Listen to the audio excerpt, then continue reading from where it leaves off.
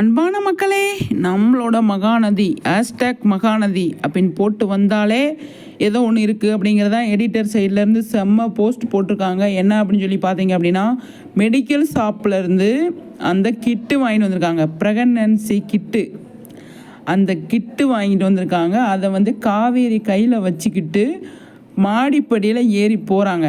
அந்த மாதிரி ஒரு போஸ்ட்டு நமக்கு போட்டிருக்காங்க, ஒரு பிக்சர் போட்டிருக்காங்க, ஒரு போஸ்ட்டு. அப்போ காவேரி செக் பண்ணுறாங்க. அது விஜய்க்கு தெரிய வருமா அப்படின்னா, எனக்கு தெரிஞ்சு விஜய்க்கு தெரிய வராது அப்படின்னு நான் நினைக்கிறேன். நாளைக்கு எபிசோடு பார்த்தோன்னா நமக்கு இதில் பிக்சர் கிளியர் ஆயிரும்.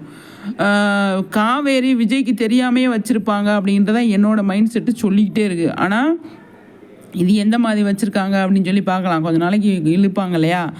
காவேரி பிராபலத்தில் தான் கூட்டிகிட்டு போகணும் அப்படிங்கிற மாதிரி இருக்குது. நாளைக்கு பெரிய ஃபைட் இருக்குது அப்படிங்கிறதுல அதெல்லாம் காவேரியெல்லாம் அனுப்ப முடியாது, நீ கிளம்பு அப்படிங்கிற மாதிரி அவங்க அம்மா சொல்லுவாங்க.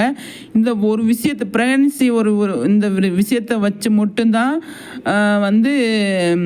நமக்கு சாரதாவை மடக்க முடியும். வேறு எதை வச்சு மடக்க முடியாது. காவேரி கன்சீவாக இருக்காங்க அப்படிங்கிற ஒரு விஷயத்தை வச்சு மட்டும்தான் சாரதாவை மடக்க முடியும். வேறு எதை வச்சு மடக்க முடியாது. இப்போ போஸ்ட் பண்ணிட்டாங்க. எனக்கு தெரிஞ்சு நாளை கழிச்சு எபிசோடு கண்டிப்பாக வர்றதுக்கு நிறைய சான்ஸ் இருக்குது. இவ்வளோ சீக்கிரமாகவே வந்துருச்சு அப்படிங்கிறதான். விஜய் எங்கே போனார் அப்படின்னு கேள்வி இருக்குது. முறுக்கு சாப்பிட்டேன், பக்கோடா சாப்பிட்டேன் அப்படிங்கிறாங்க காவேரி.